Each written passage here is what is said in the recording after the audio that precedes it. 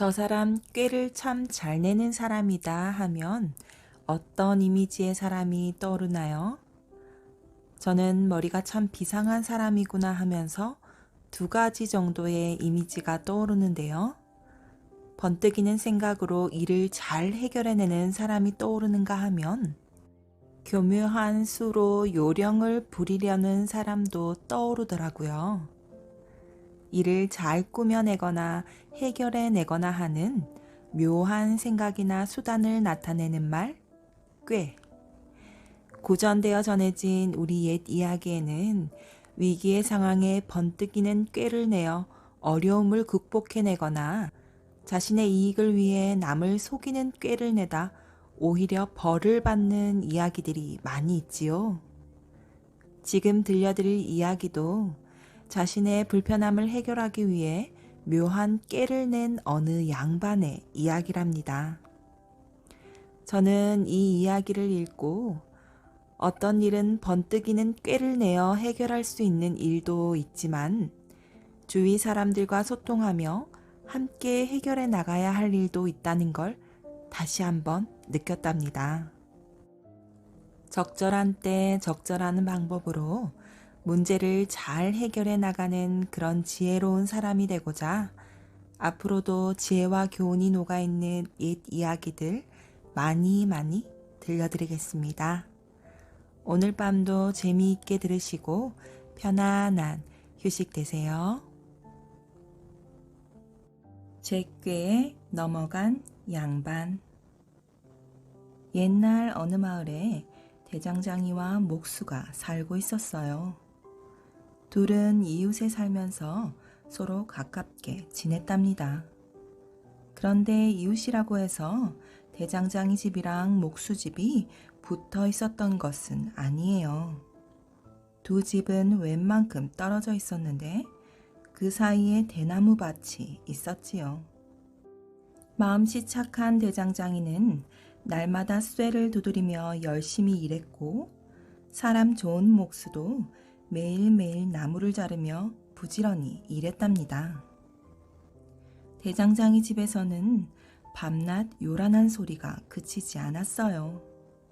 쇠 달구는 가마에 불길을 높이느라 풀무질을 하니 휙휙 푸르르 푸르르 벌겋게 달군 쇳덩이를 망치로 내리치니 떵떵 쿵덩 쿵덩 납작해진 쇠를 찬물에 담금질하니 푸시시 푸시시 단단해진 쇠를 날카롭게 다듬으니 쓱쓱 챙강챙강 홈이며 낫, 괭이가 만들어지는 것을 보며 신이 난 대장장이는 콧노래가 절로 났지요. 시끄럽기는 목수집도 마찬가지였지요. 커다란 통나무를 자르느라 톱질을 하니 쓱싹쓱싹 우지끈 거칠거칠한 나뭇결을 곱게 다듬느라 대패질을 하니 싸르르 싸르르 모양새 맞춰 여기저기 못 박느라 마취질을 하니 뚝딱뚝딱 쾅쾅 목수는 요란한 소리가 음악이라도 되는 양 박자에 맞춰 엉덩이를 실룩실룩거리며 수레도 만들고 의자도 만들고 밥상도 만들었어요. 하루는 이 마을에 웬 양반이 나타났어요. 서울에서 높은 벼슬을 하던 사람인데 나이가 많아 자리를 내어놓고 시골로 실어 내려온 게지요. 그런데 양반이라 그런지 살 곳을 정하는데 여간 까다로운 게 아니었어요. 좋은 집터를 찾는다며 쥐관을 데리고 온 마을을 구석구석 며칠씩이나 왔다 갔다 하더라고요. 그러더니 대장장이와 목수집 사이에 있는 대나무 밭이 천하명당이라며 집터를 잡았어요. 며칠 후 사람들이 몰려와 대나무를 모두 베고는 고래등 같은 기와집을 덕하니 세웠지요. 그리고 양반이 이사를 오는 날이었어요. 신기한 물건이 얼마나 많던지 마을 사람들 모두 구경 왔지요. 비단 병풍에 자개 박힌 가구, 비치색 도자기가 줄줄이 들어오는데 대장장이도 목수도 눈이 휘둥그레져서 구경을 했답니다. 그날 밤이었어요. 양반이 새 집으로 이사와 기분 좋게 잠을 자려고 누웠는데 밖이 너무 소란한 거예요. 이쪽에서 쓱쓱 챙강챙강, 저쪽에서 뚝딱뚝딱 쾅쾅. 양반은 꾹 참고 눈을 감았지만 요란한 소리는 오래도록 그치지 않았어요. 참다 참다 지친 양반이 꾸벅꾸벅 졸고 있을 때에야 잠잠해졌지요. 양반은 그제야 한숨을 쉬며 잠을 청할 수 있었답니다. 그런데 이게 웬일이에요. 새벽닭이 울기가 무섭게 또다시 주위가 부산해지는 거예요. 떵떵 쿵덩쿵덩 쓱싹쓱싹 우지끈. 가까스로 잠이 들었던 양반은 화가 나 벌떡 일어났어요. 그러고는 하인들을 불러 무슨 일인지 당장 알아보라고 했지요. 앞 뒷집으로 대장장이와 목수가 살고 있답니다. 아니 그게 정말이냐? 허허, 일이 소란하면 마을 사람들도 가만히 있지 않을 텐데. 양반은 마을 사람들과 뜻을 모아 해결을 보려고 했어요. 그런데 마을 사람들은 요란한 소리가 귀에 익어 오히려 조용하면 잠이 안 올 만큼 정이 붙었다는 거예요. 게다가 다들 밤낮으로 열심히 일하며 사는 사람들이라 시끄러운 줄도 모르더래요. 하지만 평생 글만 읽었지 일이라고는 해본 적이 없는 양반은 앞 뒷집에서 나는 요란한 소리를 도저히 견딜 수가 없었어요. 글 한자 읽으려면 여기에서 쿵덩쿵덩, 시 한 수 읊으려면 저기에서 뚝딱뚝딱. 낮에는 솜으로 귀를 틀어 막아보기도 하고 밤에는 이불을 겹겹이 뒤집어 써보기도 했지만 소용이 없었지요. 마음 같아서는 당장 마을에서 쫓아내고 싶었지만 자기 집 하인도 아니라 그럴 수도 없었어요. 그저 조용하게 글을 읽던 옛날을 그리워하며 땅을 골라준 직관을 원망할 수밖에요. 이렇게 밤에는 뜬 눈으로 지새우고 낮에는 책 한 번 들여다보지 못한 채 며칠이 흘렀어요. 밤낮으로 들리는 요란한 소리에 이제 웬만큼 익숙해질 만도 한데 양반은 자나 깨나 무슨 뾰족한 방법이 없을까 궁리했지요. 그러던 어느 날 기막힌 꾀가 퍼뜩 떠올랐어요. 옳지, 그렇게 하면 되겠다. 양반은 당장의 대장장이 집을 찾아갔어요. 여보게, 내가 자네한테 기니 할 말이 있어 왔네. 아니, 대감님께서 어인일로? 대장장이가 놀라묻자 양반은 대장장이의 귀에 대고 속닥속닥 말했어요. 내가 땅을 좀 볼 줄 알아서 하는 말인데 이 집터가 오행으로 따지면 물의 터라 이 말씀이야. 물이란 자네도 알다시피 불과 정반대인 것 아니겠나. 그런데 자네가 하는 일이 불로 쇠를 달구는 일이니 이 집에서 계속 살다가는 큰일 날까 걱정이야. 네? 그게 정말입니까? 저는 그런 줄도 모르고. 그러나 너무 걱정하지는 말게나. 아직 별일 없으니 늦기 전에 이사를 가면 되네. 자, 이사하려면 돈이 들 테니 내가 좀 보태줌세. 이웃 좋다는 게 다 뭔가. 아이고, 이렇게까지 소인을 생각해 주시다니요. 이 은혜를 어찌. 양반이 돈까지 주며 구슬리자 대장장이는 선선히 이사를 가겠다고 했어요. 이번에는 목수를 찾아가 다급한 목소리로 말했지요. 허허, 큰일일세. 내 보아하니 자네 집터가 불에 터야. 예? 그게 무슨 말씀이신지요? 이런 답답한 사람을 보게 이 집터가 불에 터란 말일세. 불이라는 게 뭔가? 나무를 태우는 것 아닌가? 그러니 나무를 다루는 자네한테는 이 집터가 맞지 않다는 말이지. 아니, 그럼 어찌해야 할까요? 양반의 걱정 어린 표정에 목수는 화들짝 놀라 방법을 물었지요. 더 안 좋은 일이 생기기 전에 집을 옮겨야 할 걸세. 내 자네를 생각해 돈을 좀 보태줄 테니 한시바삐 이사를 가게나.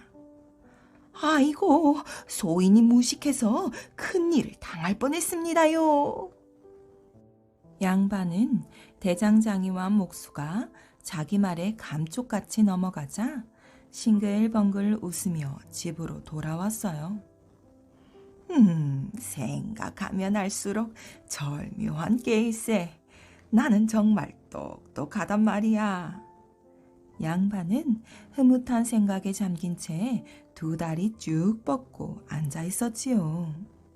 그때 마침 대장장이와 목수가 내일 이사를 간다며 찾아왔어요.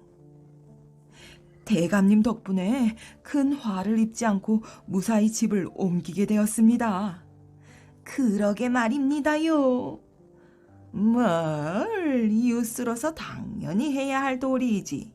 더가 안 좋아 어쩔 수 없지만 그래도 이사를 간다니 섭섭하네. 내 술이라도 한 잔 대접함세. 당장 내일 이사 간다는 말에 더욱 기분이 좋아진 양반은 떡이랑 술이랑 한 상 잘 차려 대접했지요. 이튿날 양반은 여느 때처럼 요란한 소리에 잠을 깼어요. 하지만 양반은 대장장이와 목수가 아침 일찍 이사를 가려고 저리 분주한가 보다 생각했지요. 그런데 아무래도 소리가 심상치가 않았어요. 휙, 휙, 푸르르, 푸르르, 떵, 떵, 쿵덩, 쿵덩. 쓱싹, 쓱싹, 우지끈, 싸르르, 싸르륵. 평소처럼 불에 쇠 달구고 톱으로 나무 자르는 소리였던 거예요. 밀린 일을 좀 하고 이사를 가려나 보지? 양반은 이 소리도 오늘이 마지막이라고 생각하니 그리 나쁘게 들리지 않았어요. 그런데 어찌된 일인지 이 요란한 소리가 종일 멈출 줄을 몰랐어요. 푸시시 푸시시 쓱쓱 챙강챙강 싸르륵 싸르륵 뚝딱뚝딱 쾅쾅. 날이 어둑어둑해지도록 여느 날처럼 일하는 소리가 계속되었지요. 조금 있으면 조용해지겠지? 그러나 참고 또 참던 양반은 결국 화가 나 더 이상 견딜 수가 없었어요. 아니, 사람들이 벌써 밤이 다 되었는데 이사를 안 가고 뭘 하고 있는 게야? 양반은 씩씩대며 대장장이 집으로 벼락같이 달려갔지요. 이게 웬일이에요?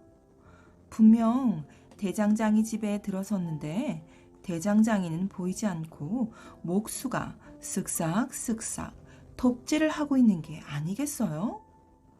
목수는 멍하니 서 있는 양반을 보더니 천연덕스럽게 웃으며 말했어요. 제가 오늘 이리로 이사를 왔었지요. 듣자하니 대감님께서 여기를 물에 터라 하셨다지요.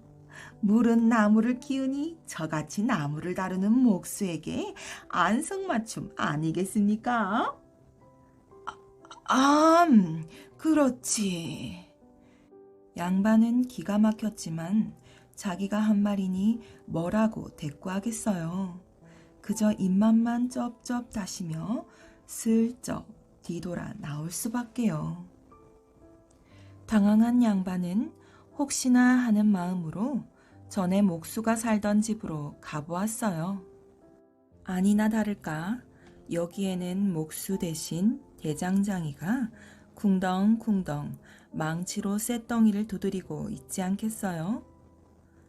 대감님께서 여기를 불에 터라 하셨다기에 오늘 이리로 이사를 왔습지요.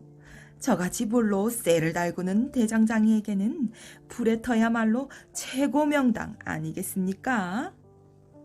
양반은 대장장이의 말에 또다시 꿀먹은 벙어리가 되었지요. 아이고 내 팔자야. 울상이 되어 집으로 돌아온 양반은 마당에 주저앉고 말았어요. 대장장이와 목수가 집만 바꿔 이사할 줄 누가 꿈엔들 상상이나 했겠어요? 하지만 어쩌겠어요. 대장장이와 목수가 약속을 어긴 것도 아니고 또 물에 터니 불에 터니 하는 말도 다 양반 입에서 나온 말이니 양반은 이제 입이 10개라도 할 말이 없게 됐지 뭐예요. 제게 제가 넘어간다는 말이 바로 이럴 때 하는 말이에요. 그 뒤로도 대장장이와 목수는 밤낮으로 쿵덩쿵덩 뚝딱뚝딱 열심히 일하며 그 마을에서 오래도록 잘 살았더래요. 그럼 양반은 어떻게 되었냐고요? 글쎄요.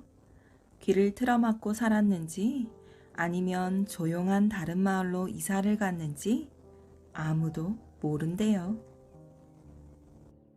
거짓말로 장가들기. 옛날 어느 마을에 부자 영감이 살았는데 딸만 하나를 두었어요. 부자 영감은 똑똑한 사위를 얻고 싶어서 동네방네에 이런 방을 붙였지요. 내 입에서 거짓말이다 라는 말이 3번 나오면 사위로 삼겠노라. 똑똑한 사람이 거짓말도 잘 지어낼 거라고 생각했기 때문이지요. 그러자 다음 날부터 수많은 총각들이 부잣집 사위가 되겠다고 줄을 섰어요. 하지만 아무도 부자 영감 입에서 거짓말이다 라는 말을 3번 듣지 못했지요. 그러던 어느 날 한 총각이 이 부잣집을 찾아왔어요. 부자 영감은 점잖게 앉아서 총각한테 말했어요. 그래, 어디 한번 거짓말을 해보게나. 네, 지금이야 저희 집이 이렇게 가난하지만 예전에 저희 할아버지 때만 해도 어르신네보다 훨씬 큰 부자였습니다. 저희 할아버지께서 어떻게 해서 큰 부자가 되었는지 말씀드리지요. 찬바람이 많이 불던 어느 겨울날이었습니다. 할아버지는 커다란 자루를 여러 개 만들어서 높은 산꼭대기에 올라가셨어요. 가서는 자루마다 찬바람을 빵빵하게 담아 내려오셨지요.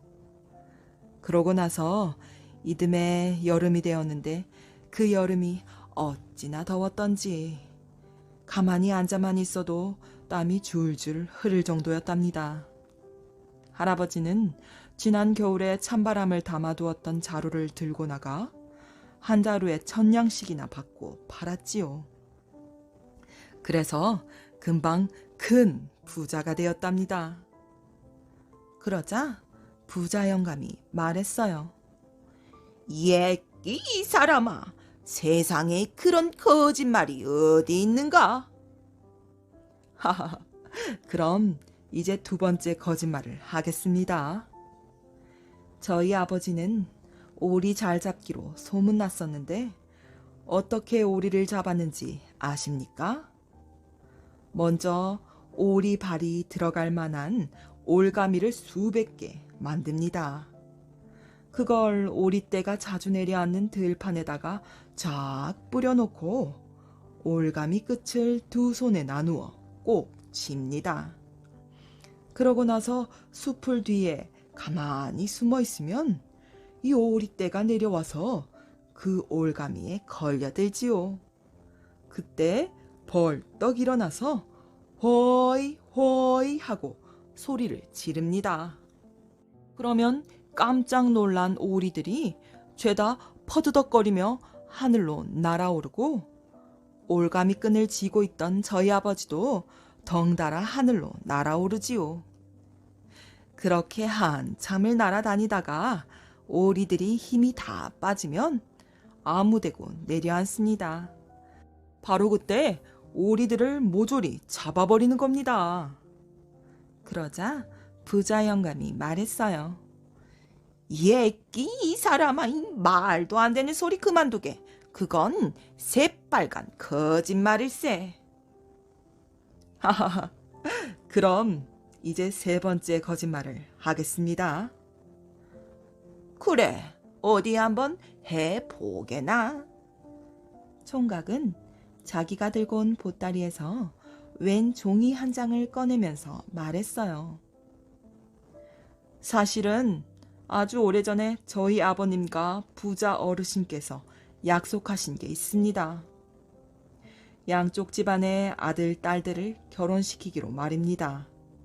여기 두 분께서 약속하신 내용이 적혀 있습니다. 그러니 이제 따님과 저를 결혼시켜 주십시오. 부자 영감이 그 종이의 글을 읽어보니 정말 그렇게 적혀 있거든요. 물론 그것은 총각이 미리 준비해온 가짜 글이었죠.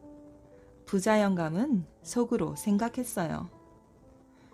그놈 참 대단한 놈일세 그려. 이번에도 내가 거짓말이라고 하면 거짓말이 3번이니 이 녀석을 사위로 삼아야 하고, 이 종이에 적힌 내용이 참말이라고 해도 사위로 삼아야 하고, 이래저래 빠져나갈 구멍이 없구먼. 부자 영감은 껄껄 웃으며 말했어요. 하하하, 내가 졌네. 내가 졌어. 자네를 사위로 삼겠네. 이렇게 해서 총각은 부잣집 사위가 되어 잘 살았대요. 연희와 꽃과 맡한 고양이. 옛날 평안도 어느 마을에 진서방이라는 농부가 살았어요. 농사를 지어 아내와 딸 연희랑 겨우겨우 먹고 사는 처지였지만 진서방은 어찌나 마음씨가 착한지 남의 불쌍한 꼴은 그냥 넘어가지 않았답니다. 하루는 농사일을 끝내고 터덜터덜 집으로 돌아가는 중이었지요. 길 옆에서 비쩍 마른 새끼 고양이 한 마리가 애초롭게 울고 있지 뭐예요. 야옹, 야옹. 아이고, 저걸 어쩌나? 진서방은 허둥지둥 그쪽으로 달려갔지요. 털이 숭숭 빠진 고양이는 병이라도 들었는지 오들오들 떨며 울었어요. 불쌍한 것, 내가 데려가야겠다. 진서방은 고양이를 품에 안고 집으로 돌아왔지요. 하지만 진서방의 아내는 다짜고짜 화부터 내는 거예요. 아니, 우리 먹을 양식도 없는데 어쩌자고 고양이를 데려와요. 당장 내다 버리세요. 그러자 딸 연희가 고양이를 꼭 껴안고 사정사정했어요. 어머니, 고양이가 자라면 쌀을 훔쳐먹는 쥐들을 몽땅 잡아먹을 거예요. 그러니까 제발 키우게 해주세요. 네? 어쩌면 아버지랑 딸이 똑같을까? 알았다, 알았어. 하지만 고양이 밥은 절대로 따로 못 준다. 어머니, 정말 고맙습니다. 연희는 고양이를 안고 펄쩍펄쩍 뛰며 좋아했어요. 다음 날부터 연희는 고양이를 정성스럽게 돌보아주기 시작했답니다. 야옹아, 이리 와. 먹던 밥도 덜어주고 마루 밑에다 푹신푹신한 집도 깔아주었지요. 그뿐이 아니에요. 야옹아, 이거 먹어. 어렵게 구한 약초까지 다려 먹일 정도였다니깐요. 물론 고양이는 날름날름 잘도 받아 먹었지요. 몇 달이 지나자 비실비실하던 고양이는 제법 살이 투실투실 찐 고양이로 변했어요. 그런데 참 이상한 일이지요. 이 고양이는 아무리 배가 고파도 쥐를 잡아먹지 않는 거예요. 그저 하루 종일 쿨쿨 잠만 잤어요. 찍찍 찍찍. 쥐가 코앞으로 지나가도 그저 눈만 껌벅껌벅할 뿐 꼼짝도 안 했지요. 이런 게으른 고양이 녀석, 당장 나가라 나가.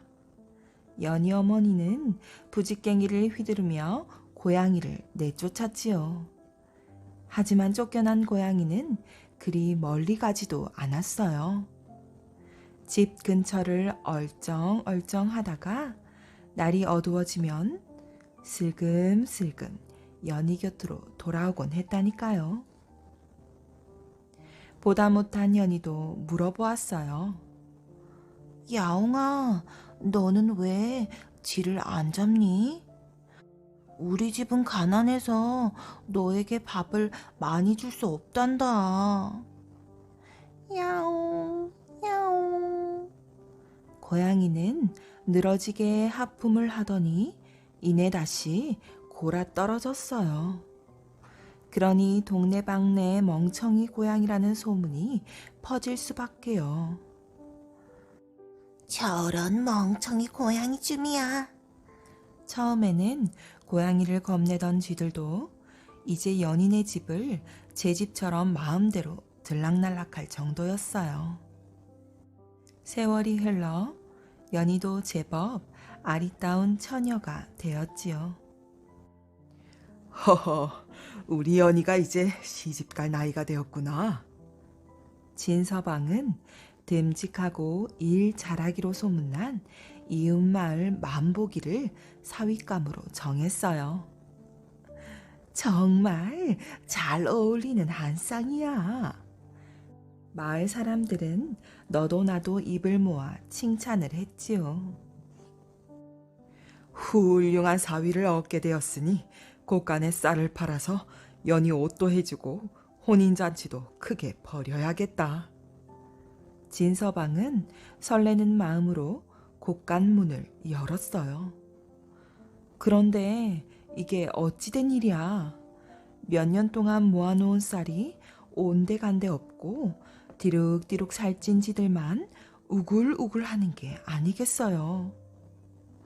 아이고 세상에, 이걸 어쩐담.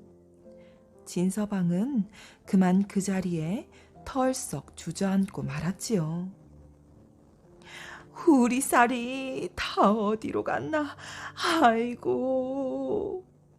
진서방의 아내도 땅을 치며 울고불고 야단이었어요. 결국 진서방은 병이 들어 그만 자리에 눕고 말았지요. 아버지, 제 걱정은 하지 마세요. 혼인은 나중에 천천히 해도 되잖아요. 없어진 쌀도 열심히 일해서 다시 모으고요. 그러니 어서 기운을 차리세요. 네? 연희는 밤을 꼬박 새며 아버지의 병간호를 했어요. 그러나 진서방의 병은 날이 갈수록 점점 더 깊어만 갔답니다. 아버지. 그러던 어느 날이었어요. 아무도 없지? 마루 밑에서 날마다 잠만 자던 고양이가 어슬렁 어슬렁 마당으로 나와 둘레둘레 사방을 살피는 거예요. 그러더니 쏜살같이 방으로 뛰어 들어가서는 진서방의 삼배 두건을 가지고 나오는 게 아니겠어요? 고양이는 불이 나게 곳간으로 들어가더니 삼배 두건을 제 머리에다가 떡하니 올려 썼지요. 곳간 가운데에다가 향불까지 피우고 말이에요. 그러고는 느닷없이 큰 소리로 곡을 하기 시작했어요. 아이고, 아이고, 아버지가 가시다니, 아이고, 아이고. 아니, 이게 무슨 소리야? 어느 집에 초상이라도 났나? 쥐들이 구멍 밖으로 얼굴을 내밀고 둘레둘레 살펴보니 멍청이 고양이가 삼배두건을 쓰고 곡을 하고 있지 뭐예요. 그러니 쥐들이 쪼르르 달려나와 물을 수밖에요. 고양이님, 어찌하여 그리 슬피우십니까? 에고, 보면 모르겠어. 어젯밤에 우리 아버지가 돌아가셨다. 그러니 너희들도 모두 나와서 절을 올려라. 고양이는 시치미를 뚝 떼고 말했지요. 쥐들은 멍청이 고양이한테 아버지가 있었다는 것에 모두 고개를 갸우뚱했지요. 그래도 늘 고맙게 대해준 고양이의 일이라 모른 척할 수가 없었어요. 쥐들은 줄줄이 기어 나와서는 넙죽넙죽 절을 했지요. 그러자 고양이는 짐짓 서운한 듯 말했어요. 아니, 조상집에 오면서 빈손으로 오는 법이 어디 있단 말이냐? 고양이님, 죄송합니다. 저희들이 워낙 생각이 모자라서. 쥐들은 쪼르르 가서는 쌀을 한 움큼씩 쥐고 다시 왔어요.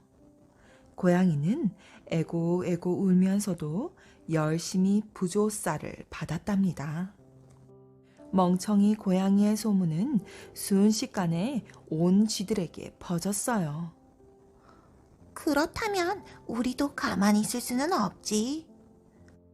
마을 쥐들은 물론 이웃 마을의 쥐들까지 산 넘고 물 건너 찾아왔어요. 그 바람에 연인의 곳간에는 쌀이 수북수북 쌓여갔지요. 아이고, 아이고, 아버지. 고양이가 열심히 곡을 하던 어느 날이었어요. 고양이처럼 날카롭고 커다란 이빨에 멋지게 수염까지 기른 대장쥐가 문상을 왔지요. 옳지, 바로 저놈이로구나. 마침 잘 왔다, 요놈. 고양이는 쏜살같이 달려가 대장쥐를 덮쳤어요. 대장쥐는 이까짓 멍청이 고양이쯤이야 하고 슬쩍 힘을 주었지요. 하지만 아무리 멍청한 고양이라도 쥐는 쥐이고 고양이는 고양이 아니겠어요. 고양이는 대장쥐를 옴짝달싹 못하게 깔고 앉아 버렸지요. 아이고, 고양이님, 여태 잘해주시더니 갑자기 왜 이러시는 겁니까? 대장쥐는 싹싹 빌며 살려달라고 애원할 수밖에요. 네, 이놈. 이젠 내가 얼마나 무서운 고양이인지 똑똑히 알았느냐? 고양이는 잔뜩 몸에 힘을 주고 외쳤어요. 내가 지금까지 너희들을 살려둔 건 아버지가 살아계신 동안에는 되도록 너희들을 잡아먹지 않으려고 꾹 참았기 때문이다. 하지만 이제부터 만약 너희들이 내 눈앞에서 쌀을 훔치다가 들키면 다 잡아먹을 테다. 알겠느냐? 고양이는 우렁우렁 큰 소리로 말했어요. 아이고, 고양이님, 제발 살려주세요. 제발. 대장쥐가 부들부들 떨며 애원했어요. 정 살고 싶다면 오늘 밤 안으로 마을의 지들을 모두 데리고 이 마을을 떠나 깊은 산속으로 들어가거라. 알겠느냐? 고양이는 돼장지의 목덜미를 꽉 물고는 다그쳤지요.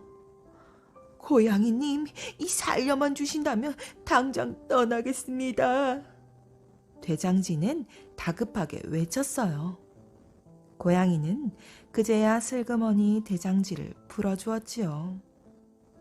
죽다 살아난 돼장지는 부하들을 이끌고 허둥지둥 깊은 산속으로 도망을 가고 말이에요. 날이 밝자 고양이는 연희의 치맛자락을 물고 곳간으로 데리고 갔어요. 아니, 이게 꿈이야, 생시야? 연희는 벌어진 입을 다물 수가 없었어요. 텅텅 비어있던 곳간이 어느새 쌀로 가득 차 있으니 말이에요. 게다가 우글우글하던 지들마저 한 마리도 보이지 않으니 놀랄 수밖에요. 야옹아, 고맙다, 고마워. 연희는 고양이를 껴안고는 덩실덩실 춤을 추었지요.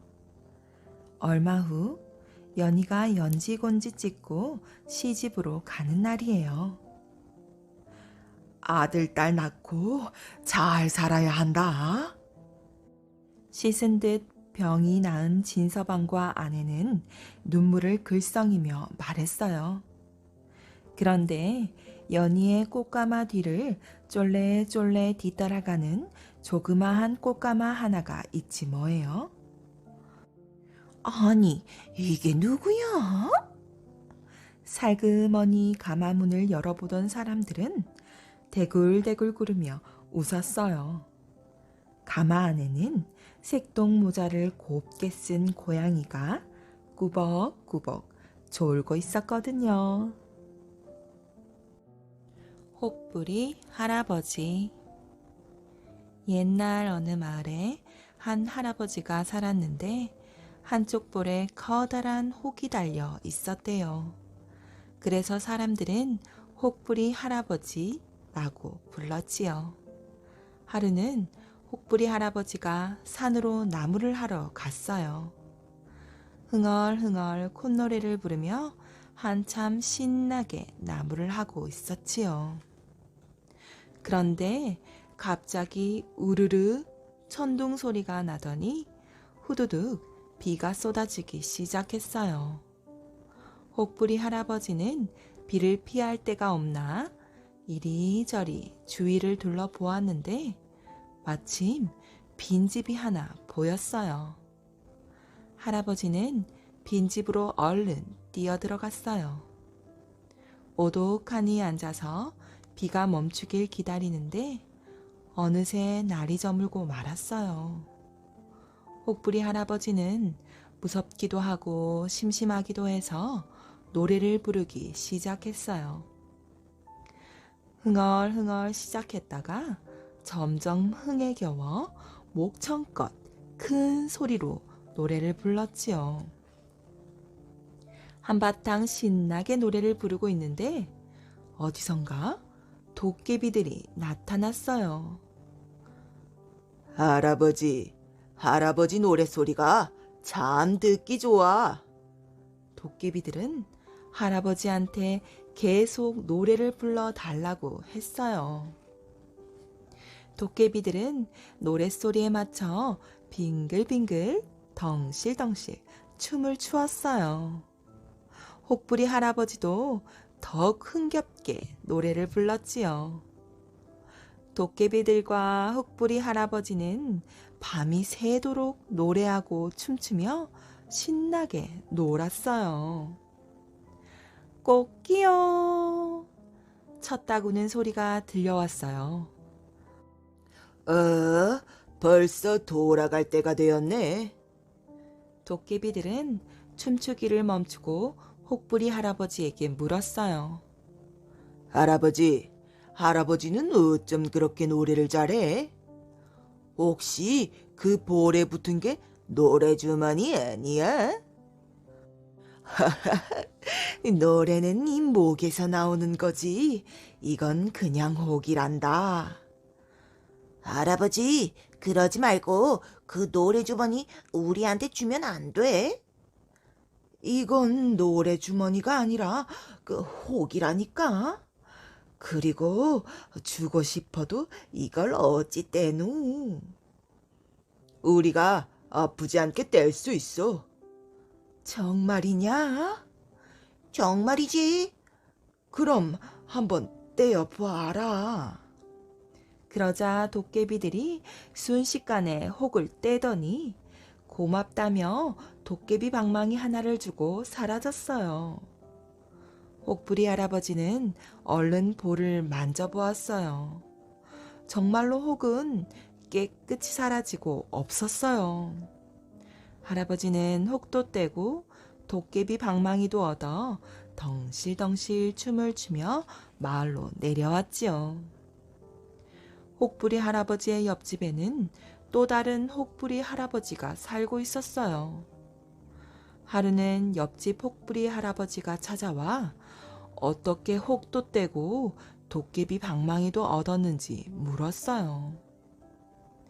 혹부리 할아버지는 산속 빈집에서 도깨비들을 만난 이야기를 모두 들려주었지요.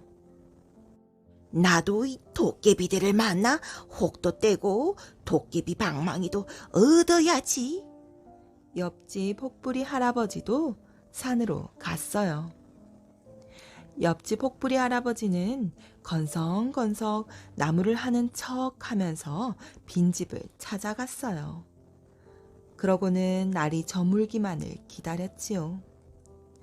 드디어 날이 저물자 옆집 혹부리 할아버지는 목청을 가다듬고 노래를 부르기 시작했어요.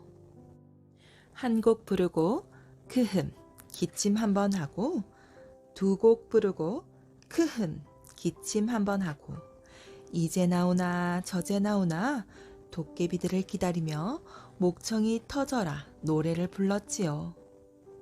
드디어 도깨비들이 나타났어요. 할아버지 노랫소리가 참 듣기 좋아. 도깨비들은 옆집 혹부리 할아버지한테 계속 노래를 불러달라고 했어요. 옆집 혹부리 할아버지는 더욱더 열심히 노래를 불렀어요. 도깨비들과 옆집 혹부리 할아버지는 밤이 새도록 노래하고 춤추며 신나게 놀았지요. 꽃기요! 쳤다구는 소리가 들려왔어요. 벌써 돌아갈 때가 되었네. 도깨비들은 춤추기를 멈추고 옆집 혹부리 할아버지에게 물었어요. 할아버지는 어쩜 그렇게 노래를 잘해?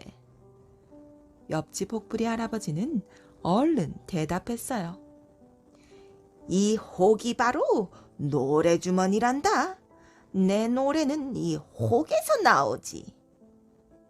도깨비들은 할아버지의 얼굴을 빤히 쳐다보았어요. 정말로 이 혹에선 노래가 나온단 말이야? 그럼. 거짓말. 아니야, 정말이야. 이 혹이 노래 주머니라니까. 누가 속을 줄 알고? 지난번에도 어떤 할아버지 혹이 노래 주머니인 줄 알고 떼어왔는데 아무 소리도 안 났어. 정말 혹에서 노래가 나온다면 이 혹도 가져. 도깨비들은 옆집 혹부리 할아버지의 얼굴에 혹 하나를 더 붙여주고 사라져버렸어요. 옆집 혹부리 할아버지는 혹을 떼러 갔다가 되레 혹 하나를 더 붙이고 울면서 집으로 돌아왔어요. 이때부터 혹 떼러 갔다 혹 붙이고 왔네 라는 말이 생겨난 거래요. 멸치의 꿈. 옛날 아주 먼 옛날 맑고 깊은 푸른 동쪽 바다에 비늘이 반짝거리는 멸치가 살았어요. 어느 날 밤 멸치는 꿈을 꾸었어요. 그거 참 알쏭달쏭한 꿈이네. 도대체 무슨 일이 생기려는 걸까? 멸치는 고개를 갸웃거렸어요. 누구에게 꿈풀이를 부탁해볼까? 멸치는 바닷속을 꼬물꼬물 헤엄쳐 다니며 친구들에게 물었어요. 얘들아, 내 꿈 좀 풀어줄 수 있겠니? 어떤 꿈인데? 친구들은 귀를 쫑긋 세웠어요. 하지만 멸치의 꿈에 대해 아무도 선뜻 설명하지 못했지요. 멸치는 서해에 사는 망둥이가 꿈풀이를 잘한다는 소문을 문득 떠올렸어요. 맞아, 망둥이라면 알 수 있을 거야. 잠깐 와달라고 편지를 써야지. 멸치는 또박또박 편지를 쓰고 친구 가자미에게 부탁했어요. 가자미야, 이 편지를 망둥이한테 전해줄래? 나는 몸이 약해 멀리 못 가거든. 좋아, 내가 금방 다녀올게. 가자미도 꿈풀이가 궁금했던 터라 당장 편지를 들고 떠났어요. 씩씩 동해를 헤엄치고 휙휙 남해를 지나 서해로 갔어요. 아주 먼 길이었죠. 마침내 가자미는 망둥이를 만났어요. 제 친구 멸치가 보내는 편지랍니다. 멸치의 편지를 읽고 난 망둥이는 가자미를 따라 길을 나섰어요. 망둥이님, 이렇게 와주셔서 고마워요. 망둥이가 도착하자 멸치는 지느러미를 살랑살랑 흔들며 반가워했어요. 배가 고프실 텐데 식사부터 하세요. 멸치는 새콤달콤하고 짭짤한 맛있는 음식들을 잔뜩 내왔어요. 망둥이는 냠냠쩝쩝 식사를 하였어요. 그런데 멸치는 자기 대신 먼 길을 다녀온 가자미에게는 본척만척 인사도 하지 않았어요. 알쏭달쏭한 꿈을 꾸셨다고요? 망둥이가 멸치에게 물었어요. 네, 제 꿈은 이랬답니다. 제 몸이 하늘 위로 훨훨 올라가다가 갑자기 땅 아래로 뚝 떨어졌어요. 그러고는 어디론가 둥둥 실려가더니 몸이 뜨거워졌다, 또 금방 추워졌다. 그러지 뭡니까? 망둥이는 두 눈을 초롱초롱 빛내며 멸치의 꿈 이야기를 들었어요. 가자미도 바짝 다가와 귀를 기울였어요. 망둥이는 눈을 깜빡이며 고개를 갸웃갸웃 하더니 호들갑을 떨며 말했지요. 축하합니다. 멸치님, 곧 용이 되실 꿈이네요. 용이 될 꿈이라고요? 망둥이의 말에 멸치는 깜짝 놀랐어요. 멸치가 용이 될 수 있다니 정말 굉장한 일 아니겠어요? 망둥이는 신바람이 나서 계속 말했어요. 하늘 위로 훨훨 올라간다는 것은 용이 된다는 뜻이에요. 땅 아래로 뚝 떨어진다는 것은 용이 비를 내리게 한다는 말이지요. 어디로 둥둥 실려간다는 것은 둥실둥실 구름을 타고 다닌다는 거예요. 망둥이의 꿈풀이에 멸치는 으쓱으쓱 하더니 활짝 웃음을 지었어요. 하지만 아직 궁금한 것이 있었어요. 그렇다면 몸이 뜨거워졌다가 금세 덜덜덜 추워지는 것은 무슨 뜻인가요? 하하하, 그건 어렵지 않아요. 용이 날씨를 마음대로 움직여 덥게도 하고 춥게도 한다는 뜻이지요. 멸치는 기분이 몹시 좋아 망둥이에게 계속 술을 주었어요. 망둥이와 멸치가 하하호호 즐거워하자 가자미는 부글부글 화가 치밀었어요. 내가 서해까지 가서 망둥이를 데려왔는데 이런 푸대접이라니? 심술이 난 가자미는 멸치에게 소리쳤어요. 흥, 큰 위험이 닥칠 꿈인데 무슨 용이 된다는 거야? 무슨 말이야? 내가 용이 된다니까 샘이 나서 그래? 멸치가 펄펄 뛰자 가자미가 코웃음을 치며 말했어요. 네 꿈은 네가 낚시에 걸린다는 뜻이야. 멸치는 덜컥 겁이나 떨리는 목소리로 물었어요. 가자미야, 좀 더 자세히 이야기해봐. 가자미는 큰 기침을 하며 말했어요. 생각해봐. 네가 낚싯바늘을 꽉 물면 어부가 낚싯대를 휙 낚아채 그 몸이 하늘 위로 훨훨 올라가겠지. 그럼 어부는 너를 낚싯바늘에서 빼내서 그물 속에 툭 던질 거야. 그런 다음 너는 둥둥 옮겨져 뜨거운 가마솥에서 푹푹 삶아진 다음 추운 바닷가에서 꾸덕꾸덕 말려질 테지. 어떠냐 멸치야? 그러니까 앞으로 몸조심이나 해. 멸치는 기분이 나빠 견딜 수가 없었어요. 넌 정말 심술쟁이야. 내가 용이 된다니까 그렇게 배가 아프니? 그러자 가자미가 꾹 참고 있던 말을 줄줄 쏟아냈어요. 너는 번지르르 말만 잘하는 망둥이만 좋고 너를 위해 애쓴 나는 보이지도 않니? 멍청아.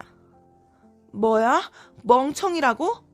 멸치는 가자미의 뺨을 철썩 때렸어요. 얼마나 세게 때렸는지 가자미의 두 눈이 한쪽으로 획 쏠렸지요. 으아! 내 눈 어떡해!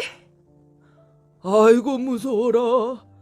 마침내 지나가던 꼴뚜기가 그 광경을 보고 깜짝 놀라 제 눈을 뽑아 엉덩이 뒤에 감추었어요. 꼴뚜기 좀 봐! 꼴뚜기를 보고 매기는 크게 웃다가 입이 귀까지 쭉 찢어졌지요. 그것을 본 병어는 놀라 입을 움켜쥐었다가 뭉툭한 주둥이를 갖게 되었어요. 바닷속에 크고 작고 길고 짧은 물고기들은 그렇게 해서 지금의 모습을 하게 되었답니다. 스님과 농부의 내기. 아주 먼 옛날이었지요. 어떤 스님 한 분이 똑똑똑 목탁을 두드리며 시주를 받으러 다녔어요. 이 동네 저 동네 다니다 보니 어느새 바랑이 쌀로 가득 찼지요. 허허, 이제는 절로 돌아가야겠군. 스님은 쌀이 든 바랑을 짊어지고 마을을 빠져나왔어요. 무더운 여름 한낮이라 땀이 줄줄 흘렀지요.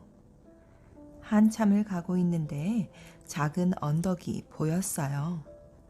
마침 그 언덕에 큰 나무 한 그루가 넓게 그늘을 들이우고 있지 뭐예요. 여기서 잠시 쉬어가야겠구나. 거참 시원하다. 나무 관세음보살. 스님은 그늘에 바랑을 내려놓고 땀을 닦았어요. 뛰는 언덕에서 그리 멀지 않은 논에 농부가 일을 하고 있었지요. 논 주변의 풀밭에서는 소가 한가로이 풀을 뜯고 있었어요. 더위에 지쳤는지 소도 그만 털썩 주저앉아 버리는 거예요. 그러더니 질겅질겅 되새김질을 시작했어요. 여보시오, 농부 양반. 스님이 부르는 소리에 농부는 잠시 허리를 폈지요.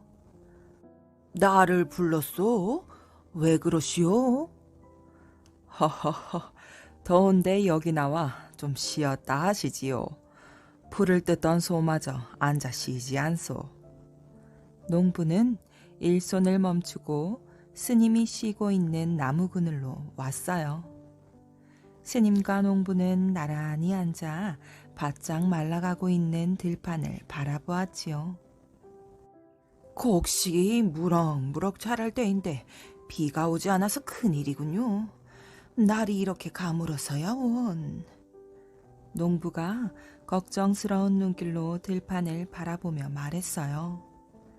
그러자 스님이 입고 있던 장삼을 여기저기 만져보더니 이러는 거예요. 걱정 마시오. 해가 지기 전에 비가 내릴 테니. 그러자 농부는 스님과 하늘을 번갈아 쳐다보았어요. 스님은 농담도 잘하시는군요. 농부는 스님의 말을 믿으려 하지 않았어요. 농담이라니요? 해가 이렇게 쨍쨍한데 무슨 비가 온다고 그러십니까? 허허, 참, 두고 보시오. 곧 비가 올 겁니다. 스님과 농부는 서로 자기 말이 옳다고 우겨댔지요. 그럼 어디 누구 말이 맞는지 내기를 합시다. 농부가 큰 소리치며 말했어요. 그럽시다. 스님 말이 맞으면 제가 저 소를 드리지요. 하늘은 구름 한 점 없이 맑았기 때문에 농부는 도저히 비가 온다는 말을 믿을 수가 없었어요. 그래서 농사 짓는 데 없어서는 안 될 소를 내기에 걸었던 거예요. 그만큼 이길 자신이 있었기 때문이지요. 저는 가진 것이라곤 오늘 종일 동량한 쌀밖에 없으니 이 쌀을 드리기로 하지요. 좋습니다, 스님. 스님은 스님대로 오랜 경험으로 보아 곧 비가 올 것이라고 믿었지요. 그래서 하루 종일 힘들게 동량한 쌀을 내기에 걸었던 거예요. 농부는 다시 논으로 돌아가 일을 했어요. 쌀 한 마리 공짜로 생기겠는걸? 농부는 좋아서 노래가 절로 나왔지요. 스님은 나무 밑에 누워 하늘을 쳐다보다가 시원한 그늘에서 어느새 잠이 들었어요. 그런데 이게 어찌된 일일까요? 구름 한 점 없이 맑던 하늘에 갑자기 천둥이 치더니 먹구름이 몰려오지 않겠어요? 그러더니 금방 장대 같은 빗줄기가 마구 쏟아지지 뭐예요. 아, 비가 오신다. 얼씨구 좋다. 비가 오신다. 농부는 옷이 젖는 줄도 모르고 논두렁에서 덩실덩실 춤을 추었지요. 농부는 자기가 내기에서 졌다는 것도 잊어버렸나 봐요. 내기도 내기지만 그렇게 기다리던 비가 쏟아지고 있으니 농부가 얼마나 좋았겠어요. 농부는 싱글벙글 웃으며 나무 밑으로 한다름에 달려왔어요. 그리고 젖은 손으로 스님의 손을 덥석 잡았지요. 스님, 참으로 용하십니다. 맑은 하늘에 갑자기 비가 올 걸 어떻게 하셨습니까? 벌어진 입을 다물지 못한 채 농부는 스님을 바라보았어요. 입고 있는 옷을 만져보고 짐작한 것이지요. 옷을 만져보고 아셨다고요? 우리 같은 사람들은 여러 곳을 동냥하러 다니기 때문에 늘 옷이 땀에 젖어 있지요. 땀이 마르면서 소금기가 남는데 거기에 물기가 닿으면 눅눅해지거든요. 아까 장삼을 만져보니 몹시 눅눅하더군요. 공기 속에 물기가 많으니 곧 비가 올 것이라 생각했지요. 내기에 졌으니 이제 농부는 꼼짝없이 소를 내놓게 되었지요. 농부는 울상이 된 얼굴로 스님에게 소고비를 건네었어요. 스님, 약속대로 소를 드리겠습니다. 어서 몰고 가십시오. 허허허, 고맙소이다. 스님은 소 고삐를 잡았지요.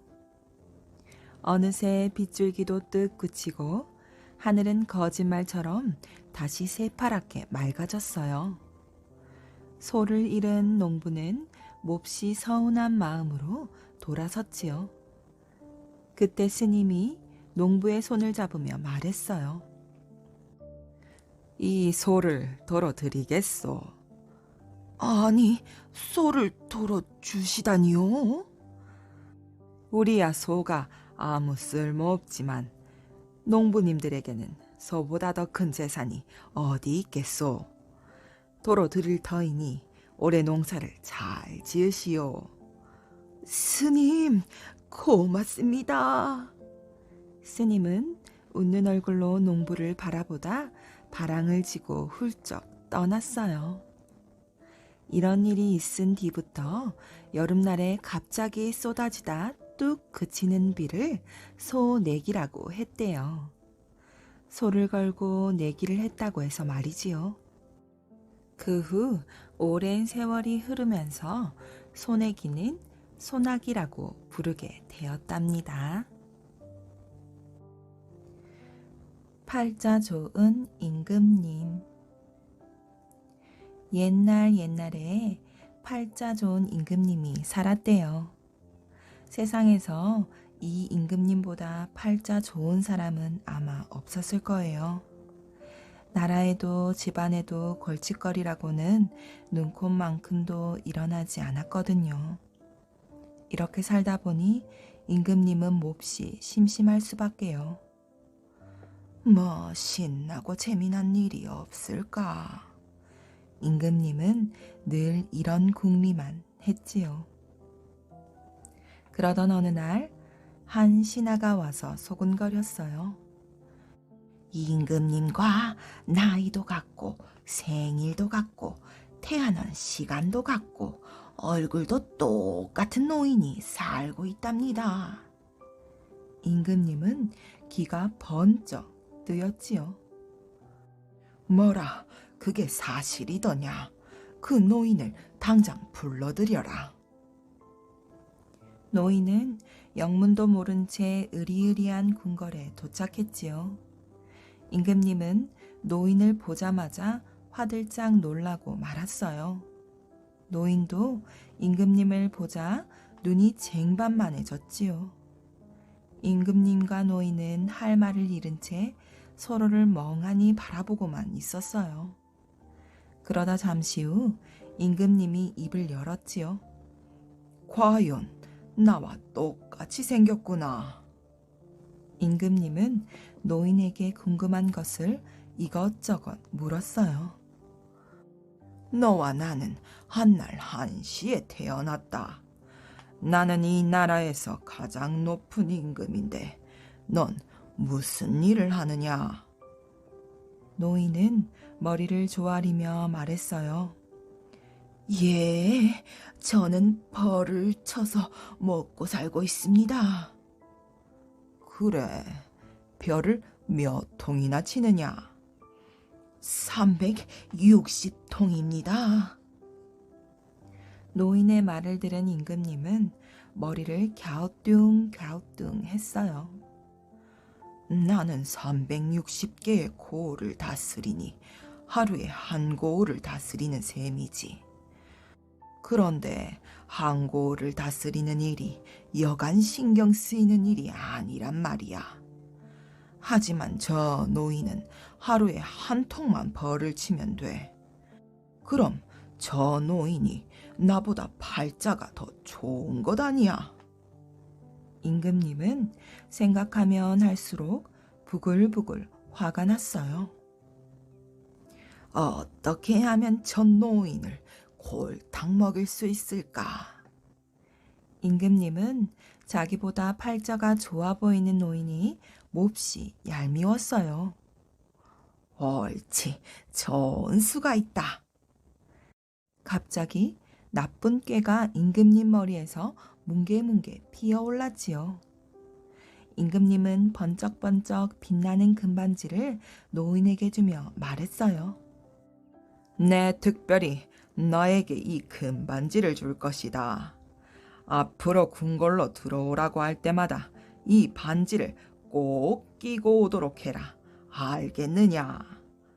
네, 알겠사옵니다. 임금님은 노인을 보낸 뒤 뱃사공을 불러들였어요. 곧 한 노인이 배를 타러 갈 것이다. 너는 그 노인이 낀 금반지를 반드시 강물에 빠뜨려야 한다. 뱃사공은 무슨 사연인지 몰라 어리둥절했지만 누구 명령인데 따르지 않을 수 있겠어요. 예, 분부대로 하겠습니다. 궁궐을 빠져나온 노인은 서둘러 집으로 가는 배를 탔어요. 금반지를 낀 손은 남이 볼세라 애써 감추고서 말이지요. 그런데 배가 강의 한가운데를 지날 때쯤 뱃사공이 뜬금없이 이러는 거예요. 이 임금님께서 금반지를 주셨다면서요? 자네가 그걸 어찌하나? 노인은 몹시 놀라 어쩔 줄을 몰라 했어요. 이 임금님이 주신 금반지가 어떻게 생겼는지 어디 구경이나 한번 해봅시다. 뱃사공은 노인에게 금반지를 보여달라고 했지요. 안 되네. 그러지 말고 딱 한 번만 보여주시오. 글쎄, 안 된다니까. 그럼 이 어쩔 수 없지. 그러더니 뱃사공이 강 한가운데에 배를 떡하니 세우는 거예요. 아니, 자네 지금 뭐 하는 건가? 금반지를 보여주기 전까지는 노를 젓지 않겠소. 뱃사공은 막무가내로 버텼어요. 옥신각신 실랑이를 벌인 끝에 노인은 하는 수 없이 금반지를 보여주고 말았지요. 정말 큼지막하니 멋진 반지구려. 나도 딱 한 번만 껴봅시다. 이번에는 뱃사공이 금반지를 껴보자고 하는 거예요. 안 되네. 그건 절대 안 되네. 노인은 고개를 절레절레 흔들며 반지를 낀 손가락을 꽉 오므려 쥐었어요. 하지만 뱃사공의 등살에 배겨낼 수가 있어야지요. 노인은 울며 겨자 먹기로 금반지를 빼주었어요. 그런데 뱃사공이 금반지를 껴보는 척 하더니 깊고 깊은 강물 속으로 퐁당 빠뜨리는 거예요. 아이고, 내 반지. 간신히 집에 돌아온 노인은 몸져 눕고 말았어요. 누구한테 이야기도 못하고 그저 속으로만 끙끙 앓았지요. 임금님께서 주신 금반지를 잃어버렸으니 이제 죽은 목숨이구나. 노인은 사흘낮 사흘밤을 밥도 못 먹고 잠도 못 잤어요. 하루는 보다 못한 아들이 물었어요. 아버지, 무슨 고민이라도 있으십니까? 사실은 말이다.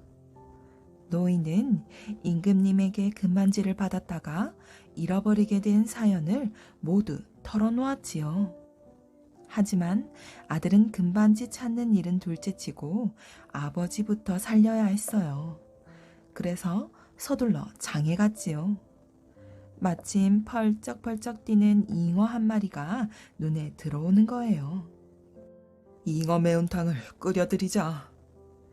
아들은 가장 크고 싱싱한 잉어 한 마리를 사서 집으로 돌아왔어요. 그러고는 잉어를 아내에게 주며 말했어요. 이것으로 잉어 매운탕을 끓여드립시다. 아버지가 저렇듯 편찮으시니 맛있는 음식이라도 해서 올려야 하지 않겠소. 아내는 잉어의 비늘부터 먼저 정성스레 손질했어요. 그리고 큼지막한 잉어를 반으로 뚝 자르려는데 그 순간 쨍그랑 하는 소리가 나는 거예요. 아니, 이게 뭐야? 아내가 집어든 것은 뱃사공이 강물에 빠뜨렸던 바로 그 금반지였어요. 여보, 여보. 아내는 남편을 부르다가 아버님, 아버님. 노인을 부르고 허둥지둥 정신이 하나도 없었지요. 이제 살았구나. 노인은 금반지를 보며 눈물을 글썽거렸어요. 걱정을 덜게 된 노인은 잉어 매운탕 한 그릇을 뚝딱 비우고 거뜬하게 자리에서 일어났지요. 그러고는 다시 벌을 치기 시작했답니다.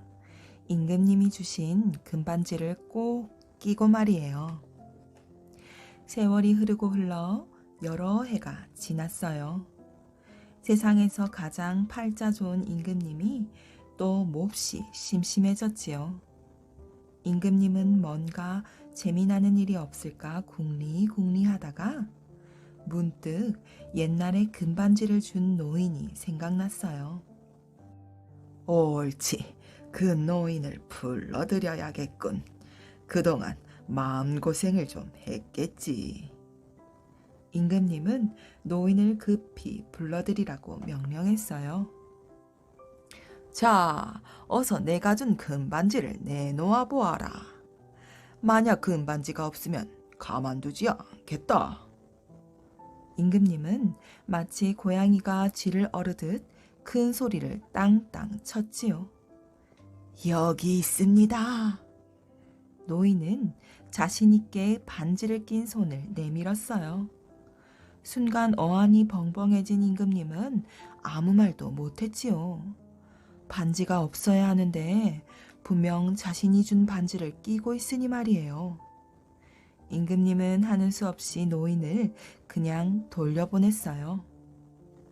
궁궐에서 돌아온 노인은 그 뒤로도 벌을 치며 오래오래 행복하게 잘 살았대요. 그럼 세상에서 가장 팔자 좋은 임금님은 어떻게 되었냐고요? 심심할 때마다 자기보다 팔자가 더 좋다고 생각한 그 노인을 어떻게 골탕 먹이나 궁리하며 보냈대요. 금강산 거울바위. 옛날 아주 먼 옛날 금강산에는 신기한 바위가 하나 있었어요. 어떤 바위이기에 그렇게 신기하냐고요? 이 바위에 얽힌 재미있는 이야기를 들려줄 테니까 잘 들어보세요. 충청도 어느 시골 마을에 봉덕이라는 총각이 살고 있었습니다. 봉덕이는 여기저기 유람하는 것을 무척 좋아했지요. 나는 금강산에 꼭 가고 말 테야. 그 중에서도 금강산에 가보는 게 소원이었어요. 먹고 살기도 힘들면서 먼 금강산에 가겠다고. 그럴 돈이 있으면 그 차라리 한 푼 두 푼 모아 장가 나가지. 사람들은 금강산에 가겠다는 봉덕이를 한심하게 생각했어요. 하지만 봉덕이는 사람들의 말에 아랑곳하지 않고 꾸준히 돈을 모았지요. 술 마시고 싶은 것도 꾹 참고, 떡 사 먹고 싶은 것도 꾹꾹 참고, 옷 사 입고 싶은 것도 꾹꾹꾹 참으면서 말이에요. 꿈에 그리던 금강산을 드디어 밟아보게 되는구나. 푼푼이 모은 돈이 어느새 금강산 구경을 갈 만큼이나 되었거든요. 봉덕이는 보찜을 짊어지고 집을 나섰답니다. 한 걸음 한 걸음 나아가는 봉덕이의 발걸음은 구름 위를 걷는 것처럼 무척 가벼웠지요. 성큼성큼 오르면 어느새 산꼭대기가 내 발 아래로구나. 첨벙첨벙 건너면 큰 강 작은 강 모두 내 발 뒤로구나. 봉덕이는 흥얼흥얼 노래를 부르며 금강산을 향해 걸었어요. 성큼성큼 걷다가도 힘들면 쉬엄쉬엄 걷고, 앞서가는 사람이 있으면 발맘발맘 따라 걸었지요. 집을 떠난 지 여러 날이 지나고 봉독이는 금강산 아래에 자리한 어느 자그마한 마을에 이르렀어요. 아, 이것이 바로 금강산이로구나. 금강산을 바라보기만 해도 봉덕이는 가슴이 콩닥콩닥 뛰었답니다. 하지만 오늘은 너무 늦어 주막에서 하룻밤을 묵고 내일 아침 일찍 금강산에 오르기로 했지요. 밤이 깊자 방에는 스님 한 명이 더 묵게 되었어요. 하지만 봉덕이는 너무 피곤했던 터라 스님과 말 한마디 못 나누고 이내 잠에 골아떨어졌지요. 그런데 다음날 이른 새벽부터 밖이 왁작지걸한 거예요. 그러더니 누가 방문을 박차고 뛰어들어오는 게 아니겠어요? 봉덕이는 깜짝 놀라 잠에서 깼지요. 내 놈이 우리 주인 어른의 돈을 훔쳤지? 어서 내놔. 어떤 남자가 다짜고짜 봉덕이를 윽박질렀어요. 바로 옆방에서 묵고있던 양반의 하인이었지요. 무슨 소리요? 나는 남의 물건을 훔친 적이 없어. 그럼 저 스님이 돈을 훔쳤다는 말이냐? 잔말 말고 어서 네 보찜을 풀어보자. 줬어. 그런데 그만 봉덕이의 눈이 휘둥그레지고 말았어요. 아니, 이건... 보찜 속에서 돈이 우르르 떨어지는 거예요. 하, 내 이럴 줄 알았다. 이 금방 들통날리를 잡아 떼려고 하다니. 봉덕이는 눈앞이 아찔했지요. 그 순간 봉덕이는 옆에서 잠을 잤던 스님이 자신의 억울함을 풀어줄 수 있을 것이라고 생각했어요. 그런데 줄곧 함께 있던 스님이 온데간데 없이 사라져버렸지요. 하인은 봉덕이를 밧줄로 꽁꽁 묶어 마당으로 끌고 나왔어요. 마당에서 기다리고 있던 양반은 봉덕이를 힐끔 보고는 말했지요. 감히 남의 돈에 손을 대다니. 당장 이놈을 관아로 끌고 가자. 아무 죄도 없이 관아로 끌려가게 된 봉덕이는 너무나 억울했어요. 게다가 그토록 그리던 금강산을 눈앞에 두고도 가보지 못하게 되었으니 얼마나 슬펐을까요? 관아로 끌려가던 봉덕이는 여기까지 와서 도저히 금강산을 포기할 수가 없었어요. 나중에 죄 없이 옥살이를 하더라도 말이에요. 그래서 양반에게 대뜸 말했지요. 양반나리, 저는 금강산을 보려고 먼 길을 왔습니다. 단 하루만이라도 금강산을 구경하게 해주십시오. 어허, 참 딱한 사람이로군. 곧 옥에 갇힐 처지인데 금강산 타령이라니. 그런데 양반이 무언가 곰곰 생각하더니 선뜻 그러라고 허락했지요. 양반은 금강산에 착하고 정직한 사람만 비춰준다는 신기한 거울바위가 있다는 것을 알고 있었거든요. 봉덕이가 정말 범인인지 아닌지 한번 확인하고 싶었던 거지요. 드디어 봉덕이는 금강산에 오르게 되었어요. 물론 양반의 하인과 함께 말이지요. 금강산에 오른 봉덕이는 아주 신이 났어요. 봉우리들은 울쑥불쑥, 바위들은 뾰족뾰족, 온갖 나무들이 울긋불긋한 것이 한 폭의 그림 같았지요. 게다가 골짜기에는 맑은 물이 좔좔, 폭포에서는 세찬 물줄기가 콸콸 흘러내렸어요. 아, 정말 아름다워. 과연 금강산이야. 봉덕이는 조금 있으면 옥에 갇히게 된다는 사실조차 까맣게 잊어버린 채 금강산 구경에 흠뻑 빠져 있었어요. 자, 이곳으로 한번 가보세. 하인이 봉덕이를 거울 바위가 있는 곳으로 데리고 갔어요.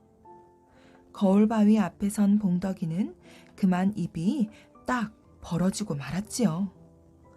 어마어마하게 큰 바위 하나가 우뚝 서 있는데 그 바위 안에서 어떤 사람이 자기를 바라보고 있었거든요. 그런데 더 이상한 것은 바위 안의 사람이 봉덕이가 눈을 끔뻑거리면 똑같이 눈을 끔뻑거리고 얼굴을 찡그리면 똑같이 얼굴을 찡그렸어요. 참 이상하네. 바위 안에 있는 사람이 나를 흉내내고 있잖아. 봉덕이는 거울 바위 앞으로 좀 더 가까이 다가가 보았어요. 그런데 이게 누구야?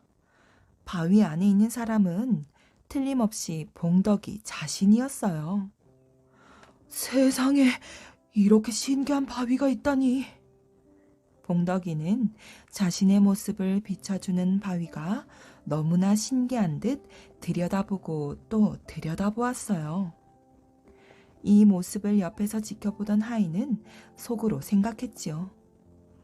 저 사람은 아무 죄가 없는 게 분명해. 이 사실을 주인 어른께 얼른 알려야겠다.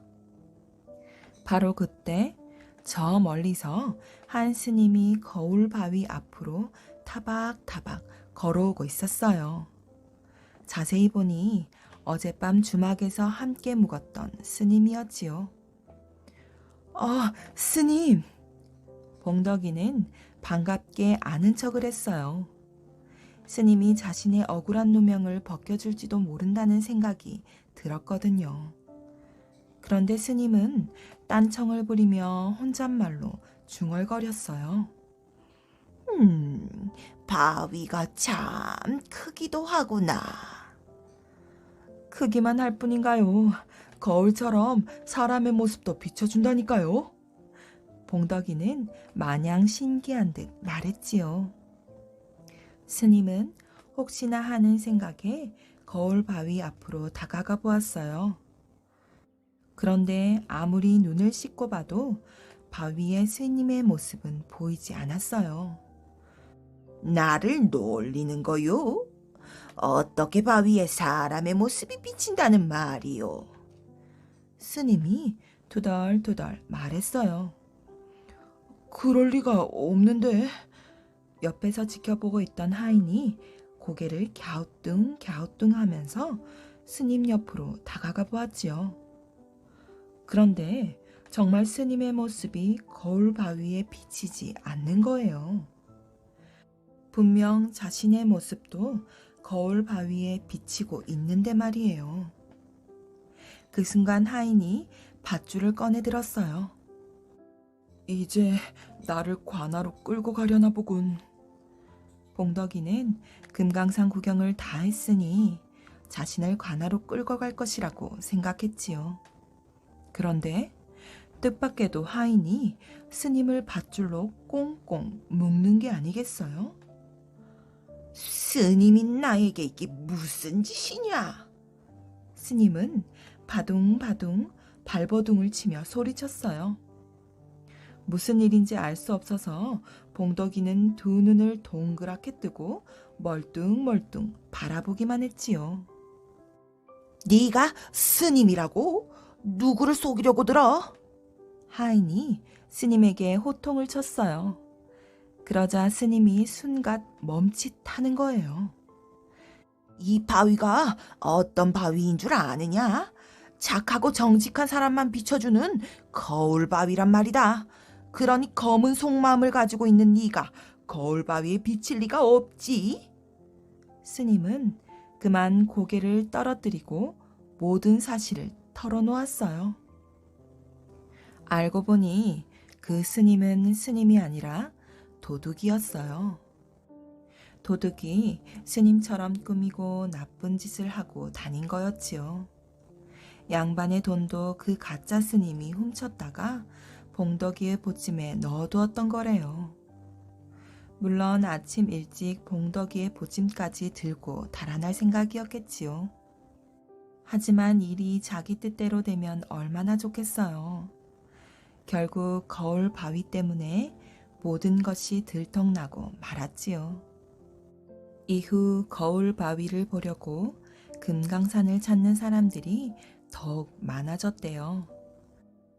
그런데 금강산을 찾는 사람들 중에는 거울 바위 앞으로 선뜻 다가가지 못하고 멀리서 머뭇머뭇 서성이기만 하는 사람들이 있더래요. 글쎄, 왜 그랬을까요?